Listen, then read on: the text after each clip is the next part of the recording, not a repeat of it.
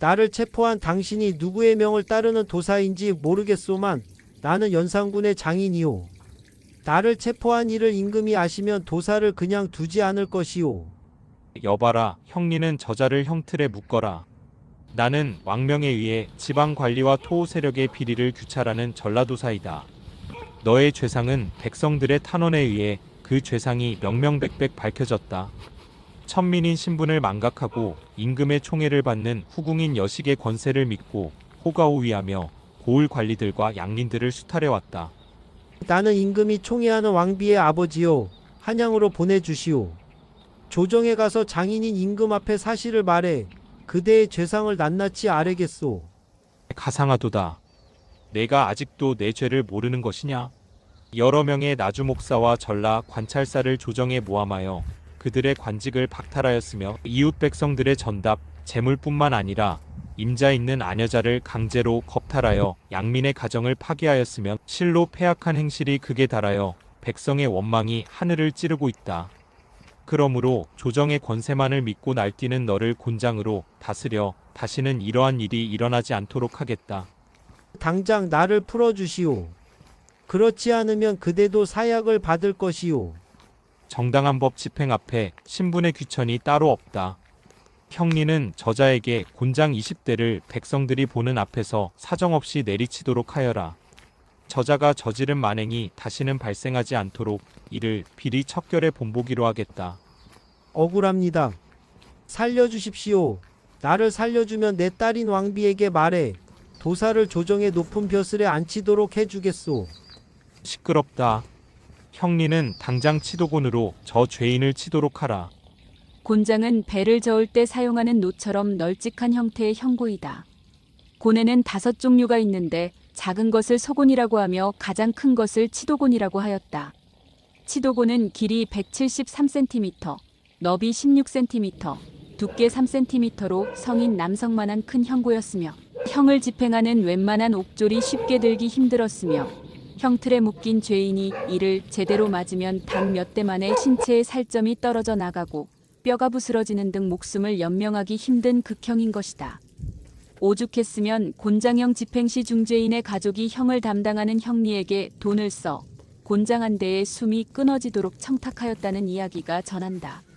이로 인해 폭군 연산군의 장인인 세부리는 곤장 한두 대 만에 몸이 축 늘어지고 살과 뼈가 우스러져 목숨이 끊겼다. 그 시체는 거적에 쌓여 성문방 냇가에 버려졌다. 때는 조선의 10대 임금 연산군 시대의 이야기다.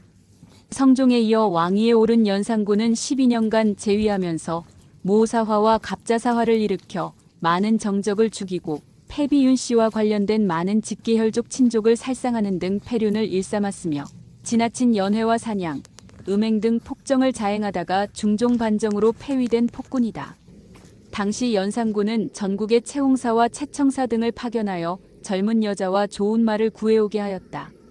이 중에서 가장 예쁘고 노래를 잘 부르고 춤을 잘 추는 미녀들을 뽑아 흥청이라고 이름 붙였는데 이것이 연산군이 흥청들과 놀아나다 망했다.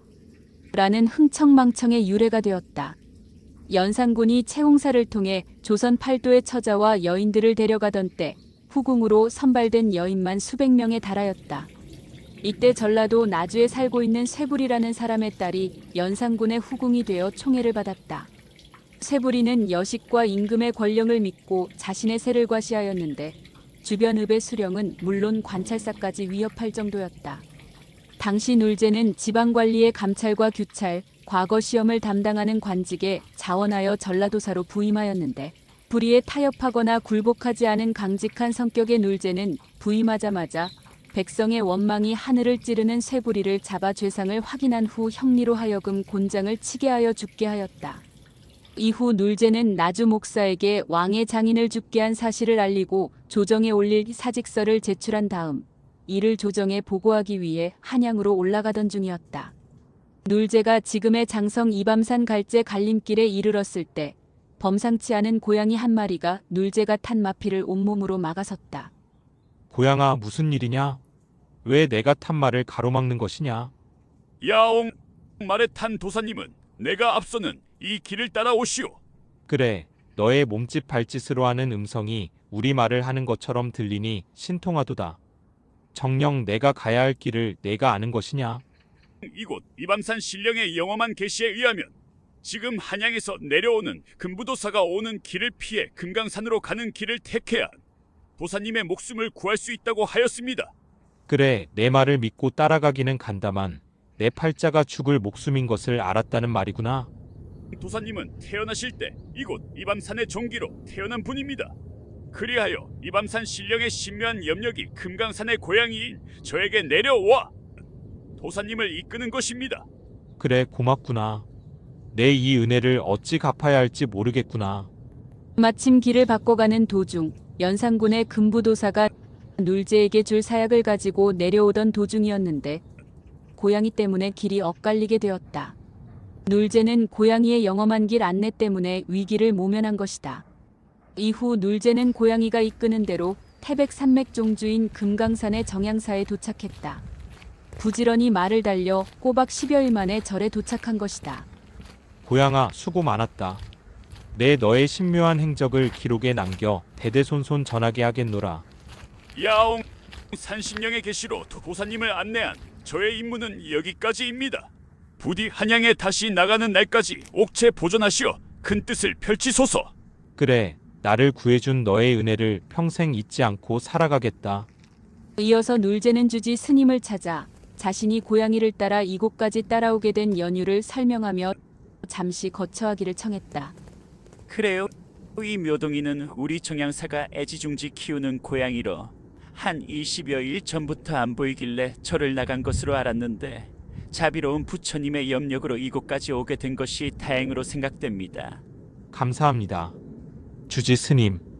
여기에 거처하시는 동안 마음 편히 지내시다 나라가 평온해지면 한양으로 올라가시는 것이 좋으실 것 같습니다.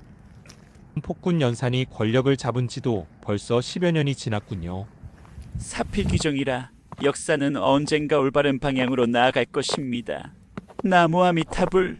절에 온 지 한 달이 지났을 무렵 연산군은 중종 반정으로 왕위에서 쫓겨났고 눌제는 화를 면할 수 있었다. 조정의 소식을 들은 눌제는 자신을 구해준 묘동이와 주지 스님께 작별 인사를 올린 후 한양으로 올라왔다. 중종 임금을 아련한 눌제는 그간의 사정과 함께 폭군 연산군의 장인을 처단한 이유를 설명했다. 네, 알겠어. 그대와 같이 용기 있고 충직한 관리가 조선에 있는 한사직과 나라는 잘 보존될 것이요. 그동안 고생 많았소. 며칠 내로 공인신분에 상응한 관직을 수여할 것이요. 성은이 만극하옵니다. 전하, 이후 눌제는 중종 재위기간 담양군수 순천부사를 지낸 뒤에 57세에 절골이라 불렀던 고향인 사동에서 별세하였다. 눌제는 죽기 전에 광주광역시 한안면 오살리에 있는 땅 수십마지기를 사서 묘답이라 이름하여 정양사에 시주하고 그 일부를 자신을 살려준 묘동이를 키우는 데 사용하도록 유언하였다. 이 묘답은 한일합병 당시까지 존치해왔는데 금강산에 있던 정양사라는 절에서 수확을 하였다. 이후 묘답은 광복 이후에 국유지로 편입되었다. 현재 묘답은 없어졌지만 아직까지 충주박씨 집안에서는 위와 같은 전설 때문에 고양이를 아끼는 풍습이 있다고 한다. 지금도 눌제가 죽은 광주광역시 서창동 사동마을에 가면 전설과 관련된 마을회관 앞에 고양이 동상이 있으며 마을 입구 문간공 눌제박상의 신도비가 있는 곳에는 그가 남긴 한 편의 백일홍이라는 한시가 이밤석에 새겨져 있어 소개한다. 백일홍. 한 번 봄과 헤어진 후 갑절이나 실망스럽더니 여름에 신령 교묘하여 붉고 고움 만들어냈다. 향기호는 훈풍으로 돌아 들어가 깨어나고 고운 뼈는 두루옥이 이슬 머금어 어여쁘다. 푸른푸른 서원에서 밝은 해에 우쭐거리고 푸른 술자는 북해의 집에서 갓 차린 주연을 비춰난다. 가장 슬픈 것은 해마다 꽃은 같은데 사람 일 들쑥날쑥하여 지난 해와 다른 거라.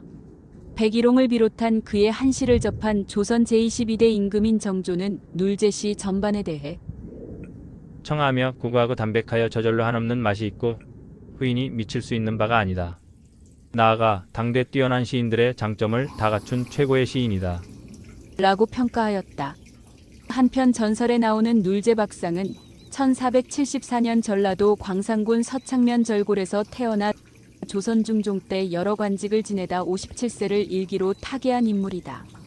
박상의 아버지는 박지흥으로 충청남도 대덕군 와동이란 곳에서 살았다. 1453년 수양대군이 왕위를 찬탈한 계유정난이 일어나자 박지흥은 46세에 처가 쪽으로 살 곳을 찾아 나섰다.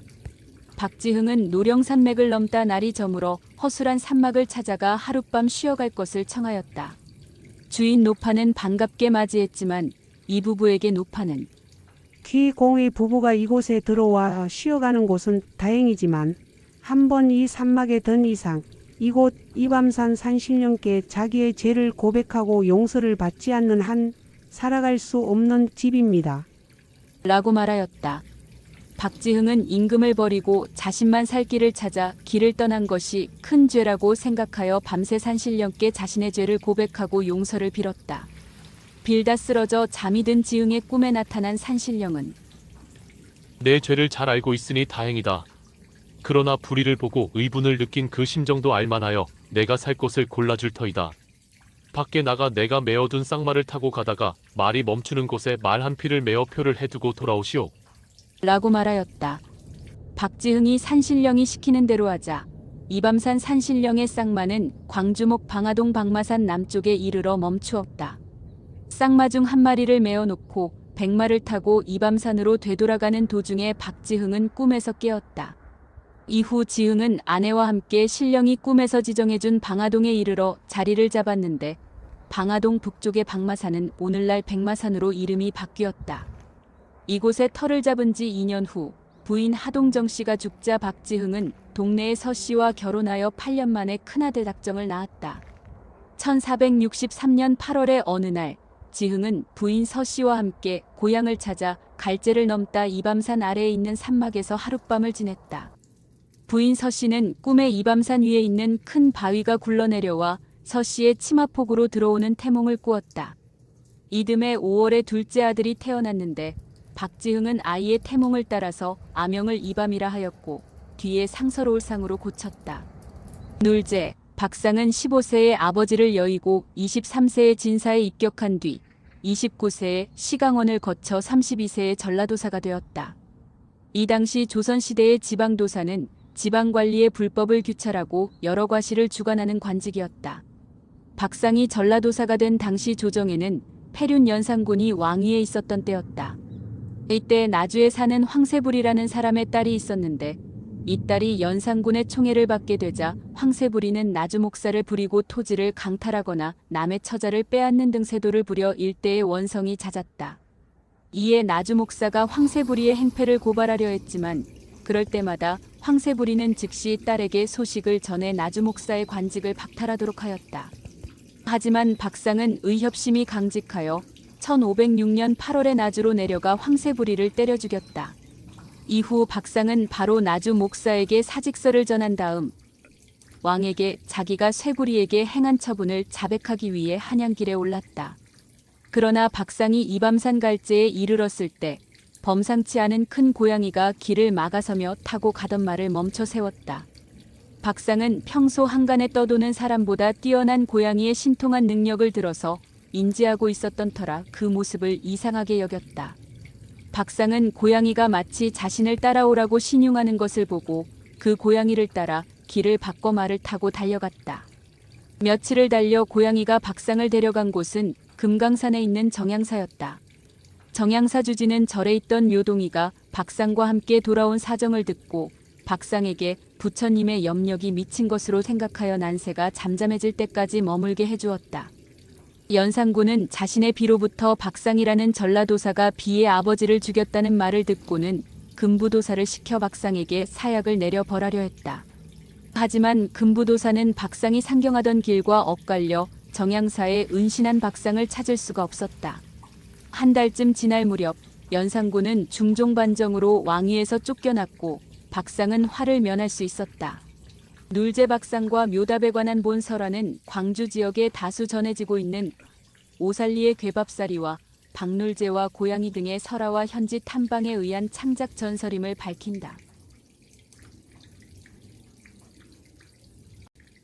나를 체포한 당신이 누구의 명을 따르는 도사인지 모르겠소만 나는 연산군의 장인이오. 나를 체포한 이를 임금이 아시면 도사를 그냥 두지 않을 것이오. 여봐라, 형리는 저자를 형틀에 묶어라. 나는 왕명에 의해 지방 관리와 토호 세력의 비리를 규찰하는 전라도사이다. 너의 죄상은 백성들의 탄원에 의해 그 죄상이 명명백백 밝혀졌다. 천민인 신분을 망각하고 임금의 총애를 받는 후궁인 여식의 권세를 믿고 호가호위하며 고을 관리들과 양린들을 수탈해왔다. 나는 임금이 총애하는 왕비의 아버지요. 한양으로 보내주시오. 조정에 가서 장인인 임금 앞에 사실을 말해 그대의 죄상을 낱낱이 아뢰겠소. 가상하도다. 내가 아직도 내 죄를 모르는 것이냐? 여러 명의 나주 목사와 전라 관찰사를 조정에 모함하여 그들의 관직을 박탈하였으며 이웃 백성들의 전답, 재물뿐만 아니라 임자 있는 아녀자를 강제로 겁탈하여 양민의 가정을 파괴하였으면 실로 패악한 행실이 극에 달하여 백성의 원망이 하늘을 찌르고 있다. 그러므로 조정의 권세만을 믿고 날뛰는 너를 곤장으로 다스려 다시는 이러한 일이 일어나지 않도록 하겠다. 당장 나를 풀어주시오. 그렇지 않으면 그대도 사약을 받을 것이오. 정당한 법 집행 앞에 신분의 귀천이 따로 없다. 형리는 저자에게 곤장 20대를 백성들이 보는 앞에서 사정없이 내리치도록 하여라. 저자가 저지른 만행이 다시는 발생하지 않도록 이를 비리 척결에 본보기로 하겠다. 억울합니다. 살려주십시오. 나를 살려주면 내 딸인 왕비에게 말해 도사를 조정의 높은 벼슬에 앉히도록 해주겠소. 시끄럽다. 형리는 당장 치도곤으로 저 죄인을 치도록 하라. 곤장은 배를 저을 때 사용하는 노처럼 널찍한 형태의 형구이다. 곤에는 5종류가 있는데 작은 것을 소곤이라고 하며 가장 큰 것을 치도곤이라고 하였다. 치도곤은 길이 173cm, 너비 16cm, 두께 3cm로 성인 남성만한 큰 형구였으며 형을 집행하는 웬만한 옥졸이 쉽게 들기 힘들었으며 형틀에 묶인 죄인이 이를 제대로 맞으면 단 몇 대 만에 신체의 살점이 떨어져 나가고 뼈가 부스러지는 등 목숨을 연명하기 힘든 극형인 것이다. 오죽했으면 곤장형 집행 시 중죄인의 가족이 형을 담당하는 형리에게 돈을 써 곤장 한 대의 숨이 끊어지도록 청탁하였다는 이야기가 전한다. 이로 인해 폭군 연산군의 장인인 세부리는 곤장 한두 대 만에 몸이 축 늘어지고 살과 뼈가 우스러져 목숨이 끊겼다. 그 시체는 거적에 쌓여 성문방 냇가에 버려졌다. 때는 조선의 10대 임금 연산군 시대의 이야기다. 성종에 이어 왕위에 오른 연산군은 12년간 재위하면서 모사화와 갑자사화를 일으켜 많은 정적을 죽이고 패비윤 씨와 관련된 많은 직계혈족 친족을 살상하는 등 패륜을 일삼았으며 지나친 연회와 사냥, 음행 등 폭정을 자행하다가 중종 반정으로 폐위된 폭군이다. 당시 연산군은 전국의 채홍사와 채청사 등을 파견하여 젊은 여자와 좋은 말을 구해오게 하였다. 이 중에서 가장 예쁘고 노래를 잘 부르고 춤을 잘 추는 미녀들을 뽑아 흥청이라고 이름 붙였는데 이것이 연산군이 흥청들과 놀아나다 망했다. 라는 흥청망청의 유래가 되었다. 연산군이 채홍사를 통해 조선 팔도의 처자와 여인들을 데려가던 때 후궁으로 선발된 여인만 수백 명에 달하였다. 이때 전라도 나주에 살고 있는 쇠불이라는 사람의 딸이 연산군의 후궁이 되어 총애를 받았다. 쇠불이는 여식과 임금의 권력을 믿고 자신의 세를 과시하였는데 주변 읍의 수령은 물론 관찰사까지 위협할 정도였다. 당시 놀제는 지방관리의 감찰과 규찰, 과거 시험을 담당하는 관직에 자원하여 전라도사로 부임하였는데 불의에 타협하거나 굴복하지 않은 강직한 성격의 놀제는 부임하자마자 백성의 원망이 하늘을 찌르는 쇠부리를 잡아 죄상을 확인한 후 형리로 하여금 곤장을 치게 하여 죽게 하였다. 이후 놀제는 나주 목사에게 왕의 장인을 죽게 한 사실을 알리고 조정에 올릴 사직서를 제출한 다음 이를 조정에 보고하기 위해 한양으로 올라가던 중이었다. 놀제가 지금의 장성 이밤산 갈제 갈림길에 이르렀을 때 범상치 않은 고양이 한 마리가 놀제가 탄 마피를 온몸으로 막아섰다. 고양아, 무슨 일이냐? 왜 내가 탄 말을 가로막는 것이냐? 야옹 말에 탄 도사님은 내가 앞서는 이 길을 따라 오시오. 그래, 너의 몸짓 발짓으로 하는 음성이 우리 말을 하는 것처럼 들리니 신통하도다. 정녕 내가 가야 할 길을 내가 아는 것이냐?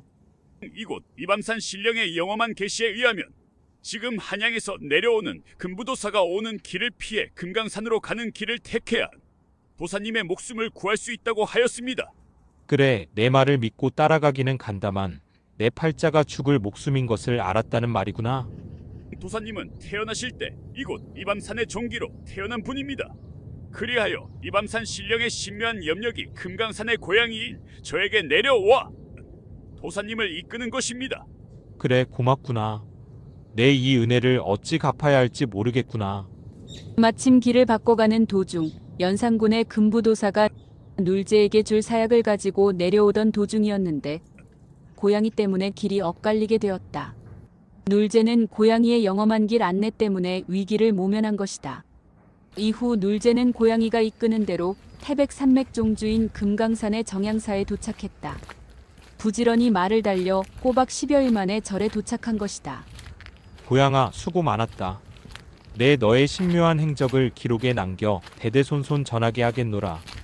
야옹 산신령의 계시로 도사님을 안내한 저의 임무는 여기까지입니다. 부디 한양에 다시 나가는 날까지 옥체 보존하시어 큰 뜻을 펼치소서. 그래, 나를 구해준 너의 은혜를 평생 잊지 않고 살아가겠다. 이어서 눌제는 주지 스님을 찾아 자신이 고양이를 따라 이곳까지 따라오게 된 연유를 설명하며 잠시 거처하기를 청했다. 그래요. 이 묘동이는 우리 정양사가 애지중지 키우는 고양이로 한 20여일 전부터 안 보이길래 절을 나간 것으로 알았는데 자비로운 부처님의 염력으로 이곳까지 오게 된 것이 다행으로 생각됩니다. 감사합니다. 주지 스님. 여기에 거처하시는 동안 마음 편히 지내시다 나라가 평온해지면 한양으로 올라가시는 것이 좋으실 것 같습니다. 폭군 연산이 권력을 잡은 지도 벌써 10여 년이 지났군요. 사필규정이라 역사는 언젠가 올바른 방향으로 나아갈 것입니다. 나무 아미타불. 절에 온 지 한 달이 지났을 무렵 연산군은 중종 반정으로 왕위에서 쫓겨났고 눌제는 화를 면할 수 있었다. 조정의 소식을 들은 눌제는 자신을 구해준 묘동이와 주지 스님께 작별 인사를 올린 후 한양으로 올라왔다. 중종 임금을 아련한 눌제는 그간의 사정과 함께 폭군 연산군의 장인을 처단한 이유를 설명했다. 네, 알겠어. 그대와 같이 용기 있고 충직한 관리가 조선에 있는 한사직과 나라는 잘 보존될 것이요. 그동안 고생 많았소. 며칠 내로 공의신분에 상응한 관직을 수여할 것이요.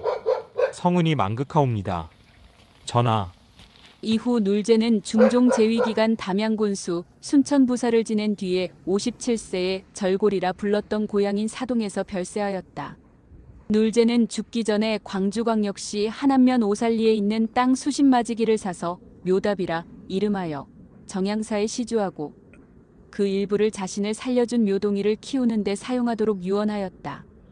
이 묘답은 한일합병 당시까지 존치해왔는데 금강산에 있던 정양사라는 절에서 수확을 하였다. 이후 묘답은 광복 이후에 국유지로 편입되었다.